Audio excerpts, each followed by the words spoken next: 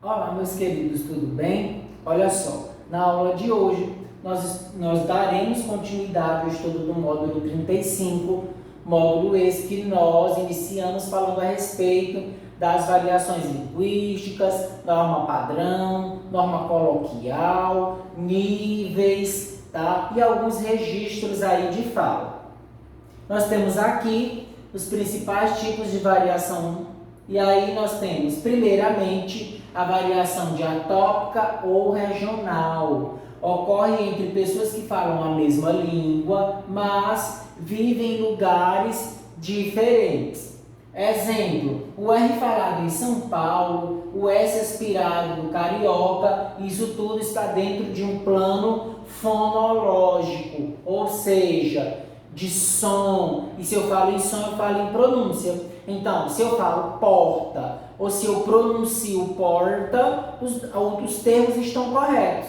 Mas existe aí dentro do plano fonológico uma funcionalidade dessa nomenclatura. Exemplo 2. Em São Paulo, disse bolacha, já no Rio, biscoito. É um plano lexical. Eu tenho bolacha, biscoito. Em algumas regiões são a mesma coisa, em outras regiões não, tá? Eles diferenciam aí pelo recheio. Então depende muito da região. Exemplo 3. Tu vais ao cinema, sul do Brasil. Você vai ao cinema, tu vai ao cinema no Rio de Janeiro. Então todas essas funcionalidades aqui estão dentro do plano lexical, tá? Do plano que realmente vai mostrar quantas possibilidades eu tenho para realizar a mesma atividade linguística. E aí nós continuamos. Variação de idade. Representa as variações decorrentes da diferença do modo de usar a língua de pessoas de diferentes idades. Então, olha só este exemplo aqui. Outro dia, um senhor de 50 anos me falava da mãe dele, mais ou menos assim: se há alguém que eu adoro neste mundo, é a minha mãezinha. Ela vai fazer 73 anos no dia 19 de maio. Está forte, uma uva, graças a Deus, e muito lúcida.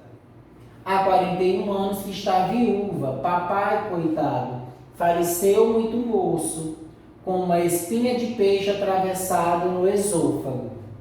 Pois não há um dia que mamãe não se lembre dele com um amor tão bonito, com respeito. Deu-se que no mesmo dia, um rapaz de 18 anos que me disse mais ou menos assim: velha bacaninha, é a minha.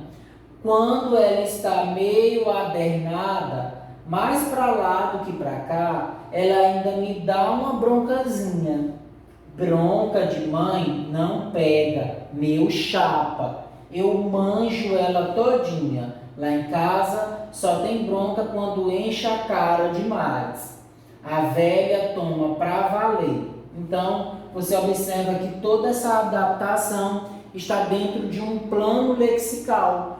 Olha só a diferença para chamar mãezinha, velha bacaninha, tá? Uma uva adernada, manjo, chapa, todas essas palavras, elas têm um valor.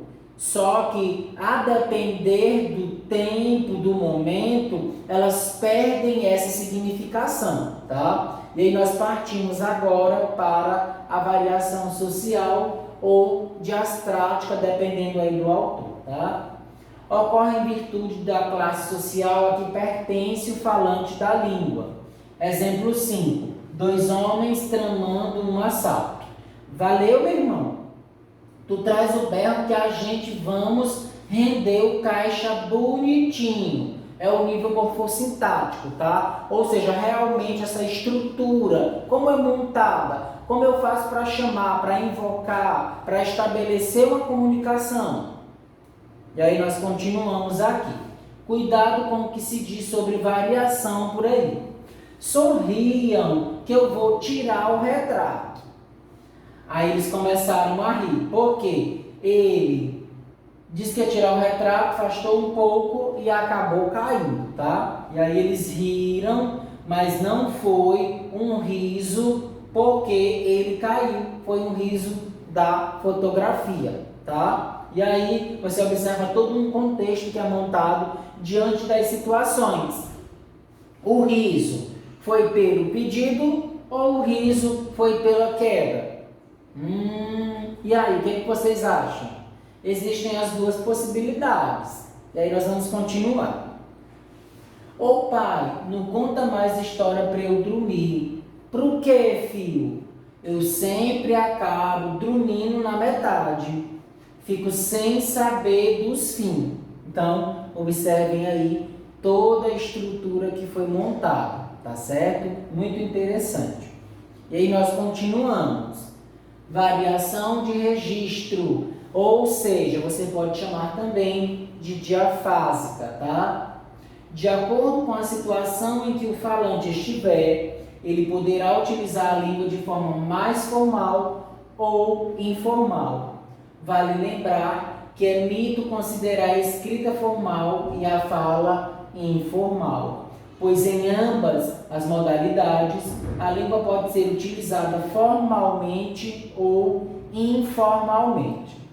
Exemplo: em um estádio de futebol, após o fim de uma partida, Marcos comenta com um amigo: cara, tu tá de sacanagem, o jogo foi ridículo, esses caras deram mole e perderam. No dia seguinte, com o chefe, Marcos faz o seguinte comentário sobre o mesmo jogo: nossa, o jogo ontem foi muito ruim. Os jogadores não jogaram bem e perderam. Então você observa que realmente nessa variação de registro, você, enquanto falante, enquanto uma pessoa que escreve, vai fazer esse registro. E dependendo de com quem você fale ou com quem você se comunique por meio da escrita, esse registro sofre uma variação. Ou você vai ser formal ou você será informal, tá? Com amigos, pessoas mais próximas, você acaba sendo informal.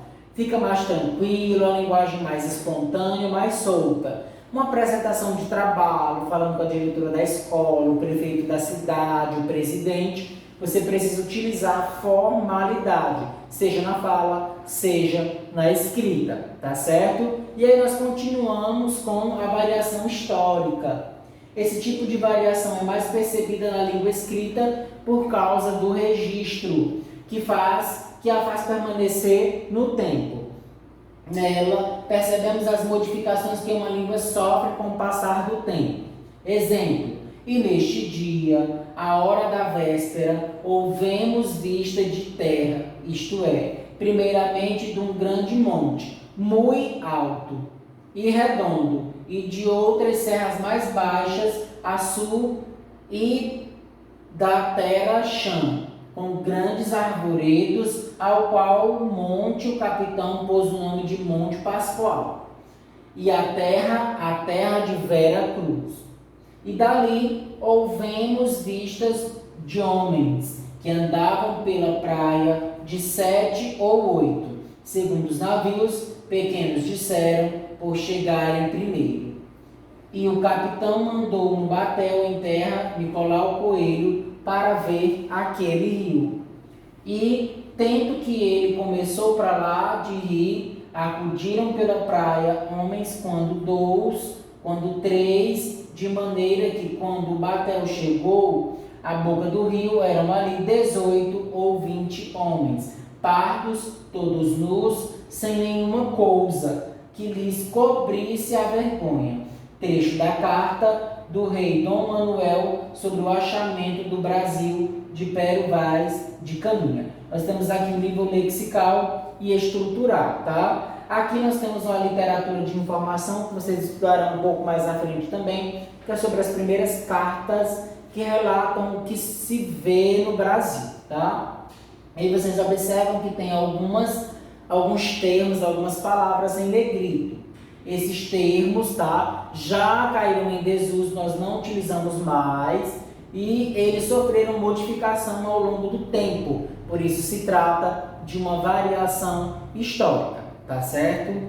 Então, pessoal, por hoje foi só. Espero que vocês tenham gostado. Acompanhe as redes sociais Agenda Edu e até a próxima.